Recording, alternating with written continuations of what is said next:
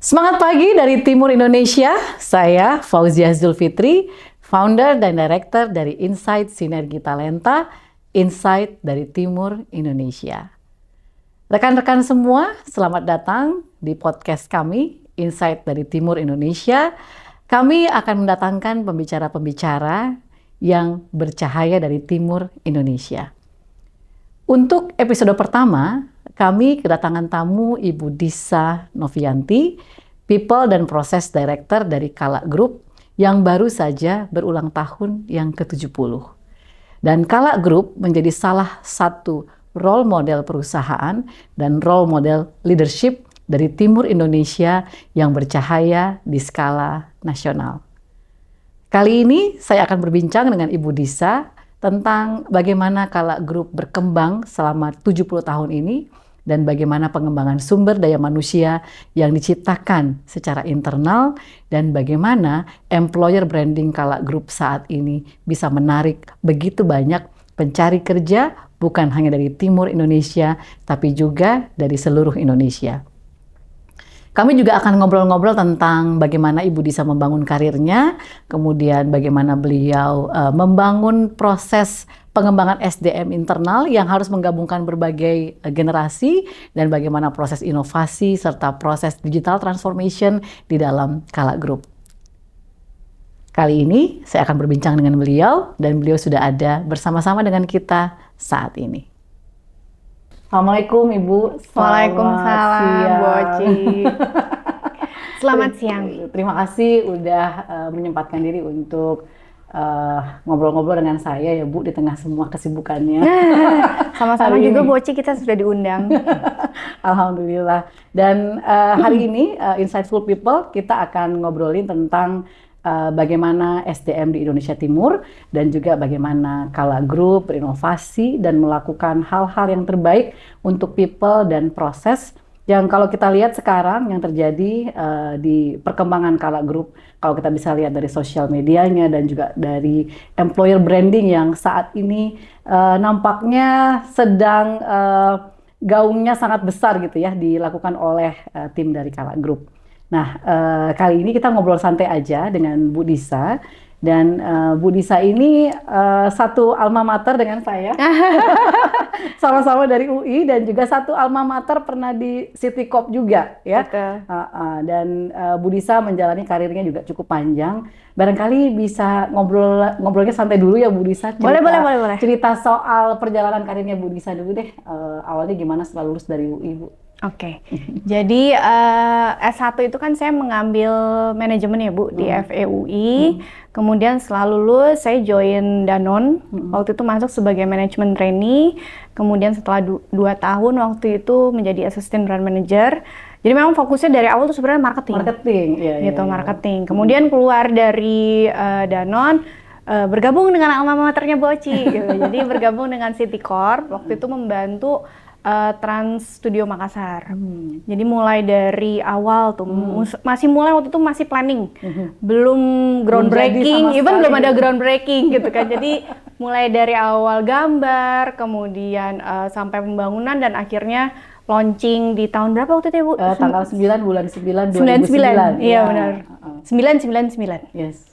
Kita jadi 2 tahun kurang lebih di Trans Studio Makassar membantu dari awal planning sampai launching. Waktu itu di bagian marketing communication sama business development. Kemudian dari situ memutuskan untuk mengambil MBA. Oh, oke. Gitu. Jadi lanjut ke Rotterdam, ke Erasmus University mengambil MBA. Lulus di tahun 2011. Di situ kemudian memutuskan belum mau pulang dulu ke Indonesia. Kemudian mencoba mencari karir lah ya, berkarir di Eropa dulu. Waktu itu alhamdulillah keterima di Philips Lighting. Kebetulan Philips itu kan memang headquarternya di Belanda ya, di Eindhoven. Di situ join sebagai Market Intelligence Global Manager. Itu kurang lebih selama 1 tahun. Nah di situ kemudian mencoba keberuntungan nextnya di Jerman. Gitu, di Jerman pindah ke perusahaan JSP. Jadi ini manufacturer untuk EPP, jadi Expanded Polypropylene Foam. Jadi itu ya semacam raw material untuk biasanya untuk mobil atau bahan-bahan yang otomotif lainnya gitu. Itu perusahaan Jepang, tapi waktu itu in charge untuk market Eropa, Middle East. Jadi memang base-nya waktu itu di Jerman, tapi bolak-balik lah antara Jerman dengan Inggris. Gitu. Nah kemudian tahun berapa ya, kalau nggak salah 2015 ya, 2016 kemudian akhirnya memutuskan untuk kembali ke Indonesia. Karena pertama sih karena menikah ya. Dapat jodohnya kebetulan memang teman kuliah semasa di MBA orang Jerman. Jadi kemudian memutuskan untuk menikah di 2015 kemudian pulang ke Indonesia. Gitu. Jadi diajak waktu itu oleh Bu Ima, Bu Fatimah Kala untuk kembalilah ke Makassar gitu. Untuk apa sih berkarir di luar gitu. Jangan lama-lama di luar, jangan lupa kampung halaman gitu. Jadi pulang ke Makassar membantu Kala Group dari 2016 sampai saat ini. Kita sempat ketemu ya di awal-awal Ibu baru balik ke sini. Benar itu kita sempat ketemu. Tapi pas saya join Bu Oci belum ya waktu itu ke CT Corp ya. Iya, saya waktu Ibu keluar dari CT Corp itu saya masuk. Iya, kita berpapasan aja.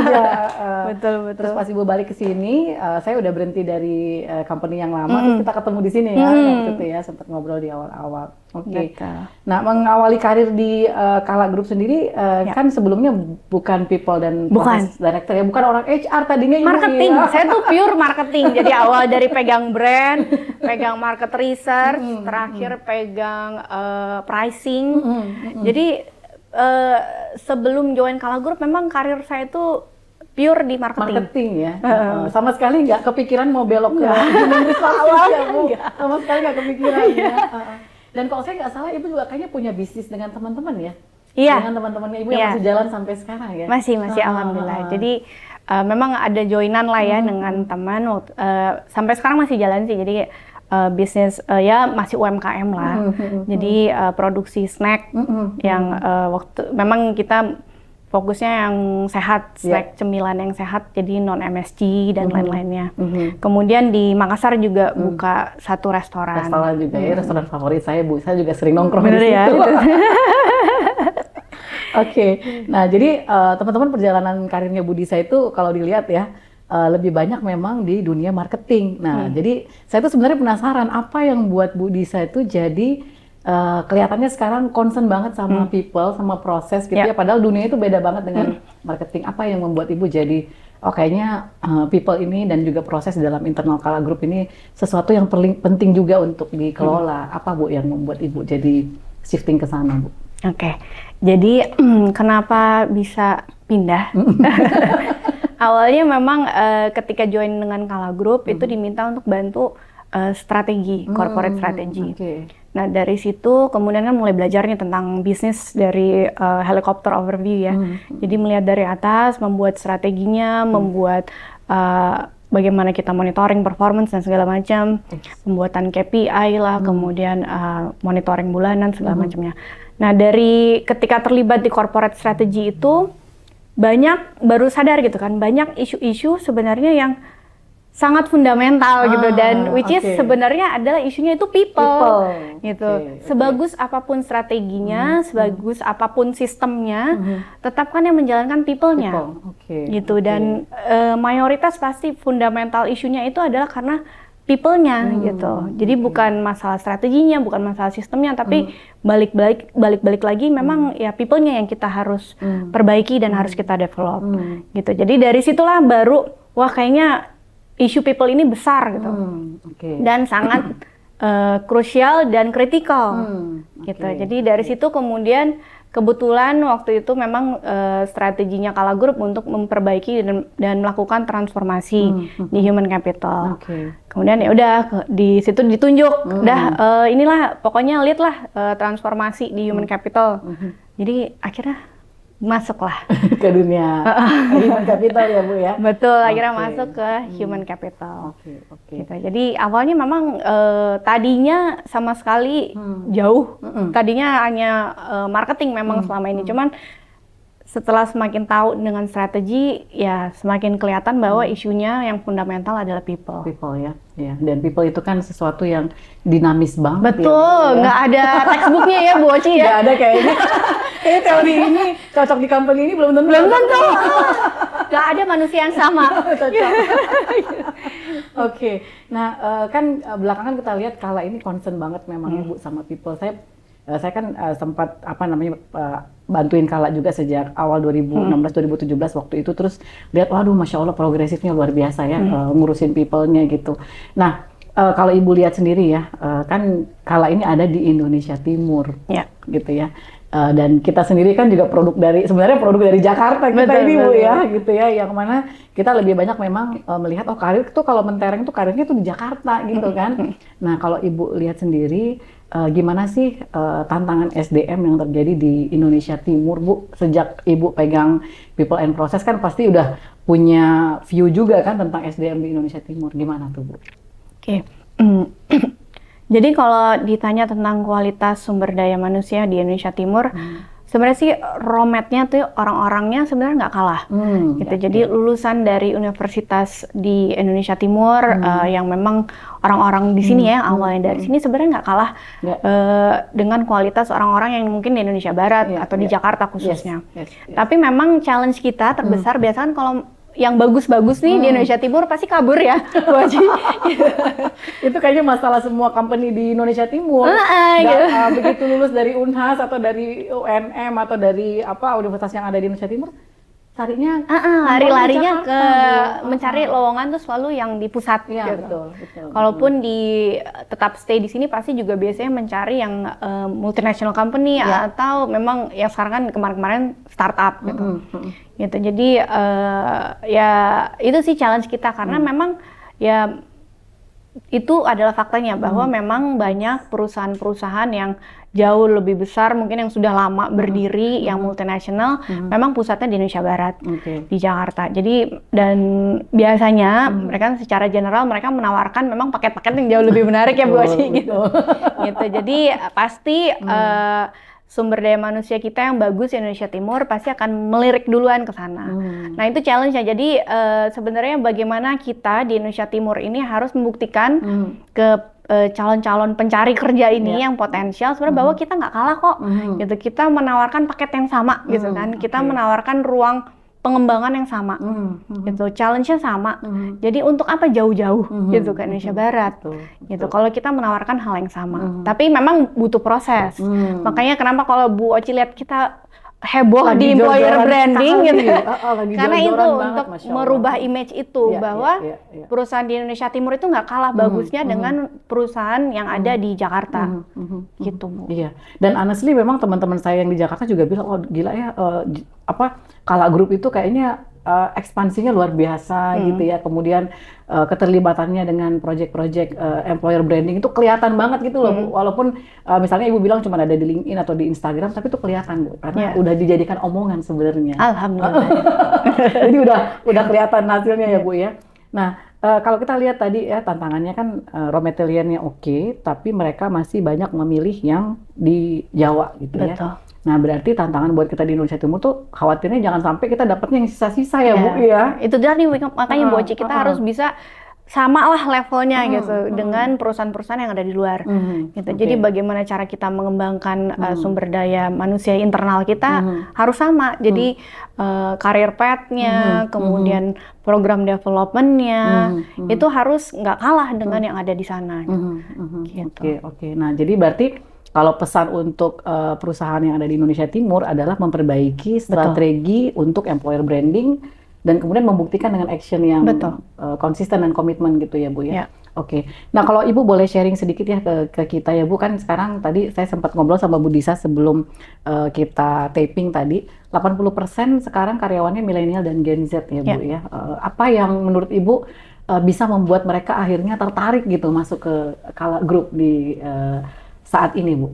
Ya, Kalau saat ini sih ya tadi mungkin ya karena ada sedikit banyak pengaruhnya itu karena ya program-program employer branding yang sudah kita jalankan. Jadi kita mulai membuka diri lebih intensif bahwa sebenarnya internal kita tuh seperti apa. Karena dulu kan kayak malu-malu ya, antara maju mundur gitu mau promosikannya. Tapi sekarang kita udah oke, kita all out, kita jalan, kita roadshow ke kampus-kampus, ke anak muda, kita jelaskan bahwa Kala Group itu sudah banyak perkembangan, kita sudah banyak melakukan perubahan, gitu. Jadi mungkin untuk talent-talent baru yang join, memang sedikit banyak pasti mungkin ada pengaruhnya dari sana. Dari sana ya. Gitu. Jadi ya alhamdulillah sih memang saat ini tadi seperti Bu Oci bilang, 80% dari talent kita itu adalah millennials dan Gen Z. Dan mereka dari Indonesia Timur atau ada dari Jawa juga, Bu? Mayoritas masih dari Indonesia Timur. Tapi memang strategi kita adalah tadi kan karena awalnya sebenarnya roadmap-nya tuh bagus. Gitu, dan banyak misalnya contoh lulusan SMA Makassar kemudian kan pasti mencari mencari perguruan tinggi mungkin di luar Jawa. Nah, itu yang kita coba rekrut kembali. Gitu. Jadi lulusan-lulusan dari universitas di luar Makassar pun kita coba untuk tarik balik untuk pulang ke Makassar. Jadi mungkin kuliahnya mereka di luar, tapi sebenarnya mereka adalah orang sini gitu. Karena lebih gampang Bu Oci daripada merekrut orang yang memang sudah besar dan kuliah di luar Makassar untuk pindah. Itu challenge-nya lebih besar. Jadi kita mencari yang memang orang sini. Tapi sekolahnya di luar. Oke. Makanya saya lihat Bu Disa juga banyak sekali terlibat dengan acara-acara yang skalanya nasional ya, untuk memperlihatkan itu juga Bu ya, bahwa Kala Group ini sudah punya posisi yang sama gitu dengan korporasi lain yang ada di seluruh Indonesia gitu. Nah, kalau Bu Disa sendiri ngelihat ya Kala Group sekarang dengan grupnya yang semakin lama semakin berkembang dengan usia yang 70 tahun seperti sekarang ini ya Bu ya. Nah, bagaimana Ibu bisa mengintegrasikan perbedaan generasi nih Bu yang terjadi saat ini kalau 80% tadi milenial Bu? Ya. Jadi betul memang mayoritas sudah milenial dan Gen Z, tapi masih ada 20% yang generasi di atasnya gitu. Nah, itu yang memang biasanya ada gap ya antara dua generasi inilah. Karena memang cara mereka memandang sesuatu itu berbeda. Jadi mindsetnya sih memang biasanya yang beda lumayan gitu antara dua generasi ini. Itu memang challenge terbesar sih Bu Oci. Tadi sebelum ini acara kita sudah diskusi bahwa jauh lebih mudah untuk merubah mindset anak-anak muda yang kita baru rekrut dibandingkan merubah mindset yang sudah lama gitu ya. Udah bekerja lama di suatu perusahaan, sudah bekerja sesuai dengan culture yang selama ini sudah dijalankan, tiba-tiba ada perubahan, nah itu susah untuk merubahnya. Jadi itulah memang challenge terbesar kami sekarang di People and Process di Kala Group, bagaimana untuk menyatukan mindset yang berbeda ini sehingga sama-sama bisa mendukung tercapainya objektif dari perusahaan. Kalau Kala Group sendiri Bu punya cita-cita ke depannya seperti apa sih Bu? Kalau sekarang 70 tahun ya, di usia 70 tahun sudah punya lebih dari 11 unit bisnis kalau saya nggak salah ya Bu? Kalau sekarang yang under manage itu sebenarnya ada 9 anak perusahaan, tapi terdiri dari lebih dari 20 unit bisnis. 20 unit bisnis. Di bawahnya memang udah banyak. Secara legal ada 9. Total company berapa? Total karyawan sekarang ada berapa? Sekarang lebih dari 4.000. Lebih dari 4.000. Dan tersebar di seluruh Indonesia. Ya, Masya Allah. Oke, berarti skalanya memang udah siap untuk bersaing dengan korporasi nasional dan multinasional juga gitu ya Bu? Bismillah. Kita doakan ya, Ini cahaya dari timur Indonesia ini ya. Oke, nah milestone berikutnya apa nih Bu buat Kala Bu? Ya. Jadi milestone next-nya memang sebenarnya kita punya tujuan jangka panjang tuh Boci. Jadi ketika kita berusia nanti, kan tahun ini kita 70 tahun ya. Jadi kita sebenarnya ada long term goals itu di tahun, ketika kita berusia 100 tahun nanti Kala Group, 30 tahun dari sekarang, objektif kita adalah kita masuk sebagai satu dari 1.000 company terbaik di Asia Pasifik. Masya Allah. Gitu. Okay. Gitu. Jadi itu yang memang saya dengerin, Bu. Mudah-mudahan ya Bu, ini aduh berat tapi Bismillah kan. Memang kalau goals itu harus tinggi ya. Betul. Gitu. Jadi, kalau kurang tinggi nanti katanya kalau kurang goalsnya itu belum bikin kita nggak merinding atau merinding itu berarti kurang gede katanya. Betul. Oke. Gitu. Jadi itu 30 tahun dari sekarang sebenarnya mimpi kita itu. Jadi bukan hanya skala nasional, tapi memang masuk ke dalam skala Asia Pasifik. Gitu. Tapi memang pasti bertahap. Nah, nextnya sebenarnya kalau khususnya di people and process ya. Memang tahun ini beberapa tahun terakhir employer branding yang sedang digalakan, kemudian development program, talent management itu juga kita perbaiki kembali. Nextnya memang kita target di milestone nextnya itu Kala Group bisa menjadi best employer, gitu. Jadi national ya, salah satu company yang mendapatkan predikat best employer. Kemudian milestone berikutnya juga kita mau menjadi pencipta best leaders in town, gitu. Jadi mudah-mudahan nextnya itu akan leader-leader terbaik yang ada di Indonesia Timur itu berasal dari Kala Group. Masya Allah, kita gitu. doakan ya. Amin. Saya dengerin aja merinding ya. Dan saya lihat memang anak-anak mudanya itu luar biasa potensinya. Saya lihat teman-teman yang, ya saya cuma lihat dari Instagram aja bisa kelihatan gitu ya, bagaimana teman-teman yang ada sekarang itu inisiatifnya itu luar biasa. Gitu ya Bu, yang mudah-mudahan kita doakan cita-cita dalam beberapa milestone ke depan dan juga 100 tahun lagi dari sekarang Kala Group bisa menempati posisi sebagai salah satu dari 1.000 perusahaan terbaik di Asia Pasifik. Amin. Masya Allah. Oke, baik Bu, tadi itu kita bicara secara global ya, SDM, Indonesia Timur, kemudian bagaimana Kala punya strategi dari sisi people dan prosesnya. Nah sekarang nih Bu, kan kita masuk ke era digital. Betul. Dan saya lihat juga Kala sudah punya banyak corporate yang dijadikan rekanan untuk kolaborasi dari sisi digital nih. Saya lihat ya dari program-programnya. Nah itu bagaimana strategi inovasinya Kala Group untuk menghadapi begitu gencarnya dunia digital sekarang, Bu? Ya, jadi untuk digitalisasi atau digital ya, jadi memang beberapa mungkin dari 10 tahun terakhir lah, memang banyak sekali perubahan di dalam Kala Group. Kita sudah mengarah ke arah sana transformasi.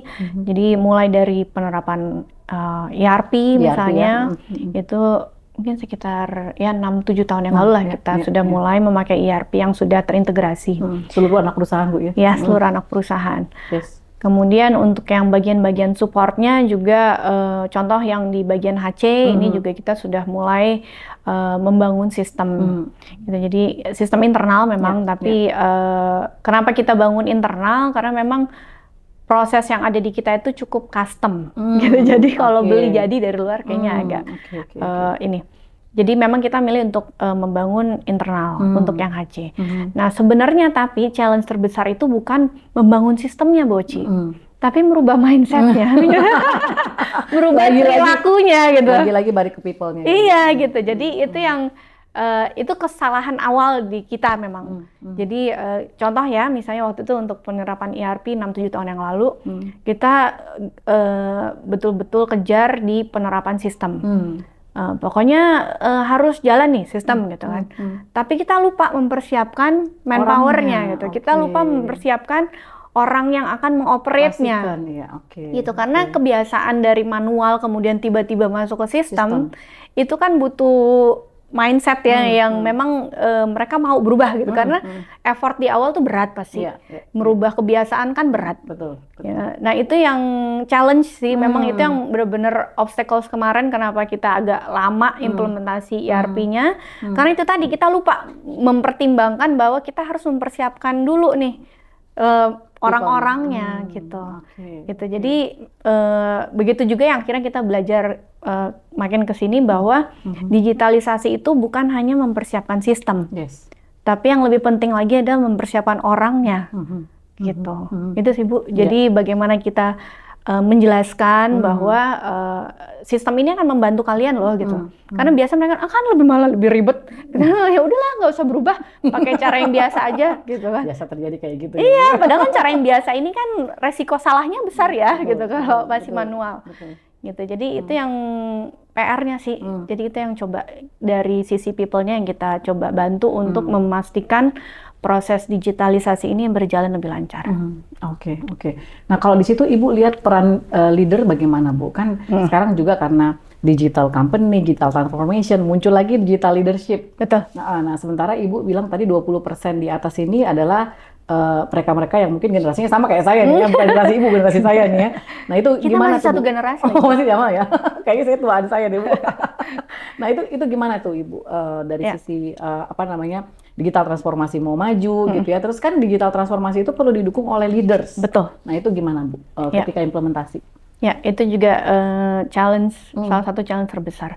Jadi bagaimana caranya kita ya tadi kembali lagi semuanya intinya sih mindset Bu.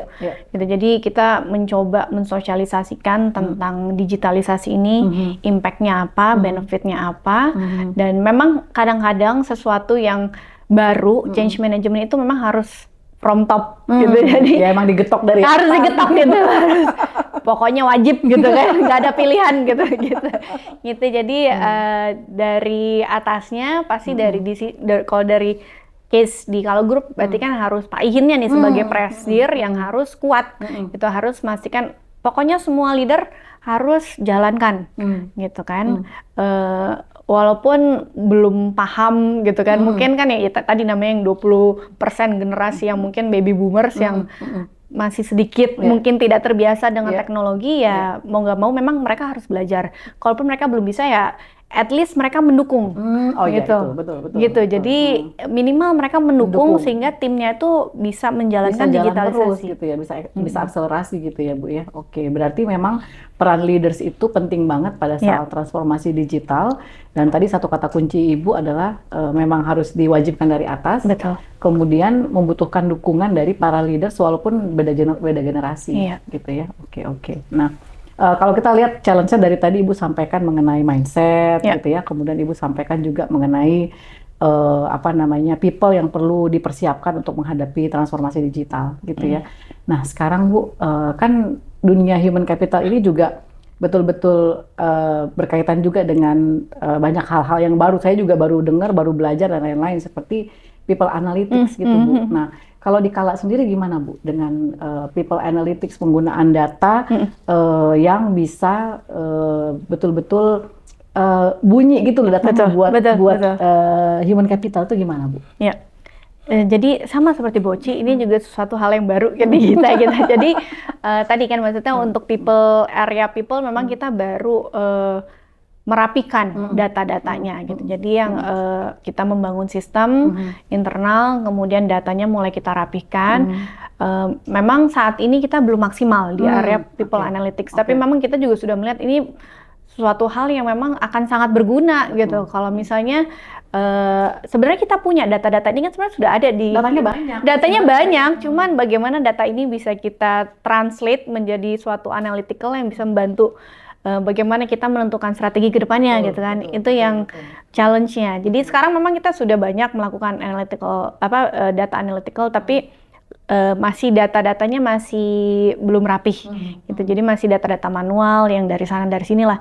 Nah, next-nya memang kita mau rapikan semua masuk ke dalam sistem. Nah, jadi sehingga analytical-nya itu bisa langsung kita tarik otomatis dari sistem. Tapi memang bener banget Bu Oci. Jadi people analytical data ini penting sekali gitu, karena kita biasanya kan fokus hanya pokoknya data customer gitu kan, data-data CRM yang harus diperhatikan, padahal kita lupa sebenarnya untuk membuat strategi human capital yang sesuai. Nggak usah jauh-jauh kita benchmark keluar, kita udah paham belum sebenarnya tentang isu-isu yang ada di internal, dan itu kan kita bisa dapatkan dari menganalisa data. Menganalisa data yang ada. Oke, berarti bisa dibilang Kala Group sekarang masih berproses ya Bu? Masih berproses untuk menuju ke people analytics itu. Berarti memang opportunity-nya masih besar. Besar. Dan berarti Ibu mesti nyiapin tim human capital-nya dong. lagi. Oke. Ya, tapi ya alhamdulillah sih udah on progress sih Bu. Mudah-mudahan Oke. segera. Oke, sip, sip. Oke, nah kemudian Ibu kan tadi juga Ibu sempat bilang bahwa Kala Group ini ingin menjadi salah satu tempat untuk melahirkan leader-leader terbaik di Indonesia Timur, Ya. kan gitu ya Bu. Nah, kalau Ibu juga bisa kasih pesan nih buat teman-teman UMKM, karena kan saya juga lihat Kala juga banyak mensupport UMKM juga ya Bu, ya kan? Nah itu jadi gimana Bu? Apa pesannya Ibu untuk teman-teman Ya. UMKM? Kan pasti kalau di Indonesia Timur cita-citanya pengen jadi kayak Kala Group Bu. Gitu kan? Mungkin yang mereka-mereka yang sekarang sedang membangun bisnisnya transportasi, logistik Ya. dan lain-lain itu kan pasti cerminannya Kala Group gitu kan. Nah, apa nih saran dari Ibu ya untuk teman-teman di UMKM? Bagaimana mereka bisa membangun bisnisnya, membangun people-nya gitu ya, agar bisa sustain 70 tahun seperti Kala Group dan bisa sampai 100 tahun seperti cita-cita Kala Group ke depan, gimana Bu? Oke. Jadi pesan-pesan mungkin ya untuk teman-teman yang sedang merintis sekarang di UMKM. Jadi pasti yang pertama selalu belajar gitu kan. Jadi jangan lupa benchmarking gitu. Jadi jangan pernah puas. Jadi mungkin ini juga satu yang juga kita coba perbaiki juga di internal kita beberapa tahun yang lalu. Jadi kita kan besar di sini, di Indonesia Timur. Tapi kita dulu sempat puas nih, gitu. Puas dengan jago kandang. Iya, puas dengan jago kandang. Nah itu yang nggak boleh sebenarnya. Okay. Kita harus selalu benchmarking dan selalu melihat memang ke yang lebih besar. Bagaimana sih mereka memanage perusahaannya, dan itu juga yang harus dilakukan oleh teman-teman yang di UMKM di sini mungkin sekarang. Jadi jangan pernah puas, selalu benchmarking dengan teman-teman yang mungkin sudah lebih maju, sudah lebih baik dalam memanage perusahaannya, bisnisnya lebih baik, sudah berjalan lebih lama gitu. Jadi selalulah belajar dari memang yang sudah terbukti gitu. Itu pertama. Kemudian kedua, jangan pernah menyerah ya, karena memang UMKM atau siapapun itu yang sedang dalam tahap memulai itu pasti akan banyak mengalami kegagalan gitu. Nah, Kala Group juga sama. Iya, Kala Group kan juga jatuh bangun gitu. Jadi banyak sekali sebenarnya bisnis kita juga yang akhirnya nggak bertahan dan akhirnya harus ditutup. Ya. Gitu. Jadi itu pun sama, pasti akan dihadapi oleh semua orang yang sedang meniti gitu, sedang membangun. Jadi jangan pernah menyerah. Satu kali kegagalan bukan berarti sudah tertutup pintunya gitu kan. Jadi cari pintu yang lain, cari opsi-opsi yang lain, jangan pernah menyerah. Kemudian yang ketiga, ini juga mungkin yang saya juga ambil dari pelajaran yang berharga juga dari Kala Group, kenapa kita bisa survive sampai 70 tahun adalah karena kita punya culture yang kuat. Gitu, values gitu. Banget dari Kala itu values. Betul. Jadi values ini yang memang sampai saat ini alhamdulillah bisa kita pegang terus. Jadi values ini kan dari awal dari pendiri sebenarnya. Dari zamannya almarhumah Haji Atira dan almarhum Haji Kala. Itu yang kemudian kita coba perbaiki hingga eranya Pak JK, Bu Ima. Dan itu terus kita jalankan sampai sekarang. Kita punya values itu kan ada sama seperti nama kita, Kala. Jadi kerja ibadah, apresiasi pelanggan, lebih cepat, lebih baik, dan aktif bersama. Jadi 5 values inilah yang kemudian selalu kita turunkan kepada aktivasi corporate culture yang long termnya itu yang memang tujuannya untuk meningkatkan atau mencapai tujuan dari perusahaan, gitu. Jadi dan itu juga misalnya di people ya, itu yang menjadi landasan kita dalam merekrut dan mendevelop orang.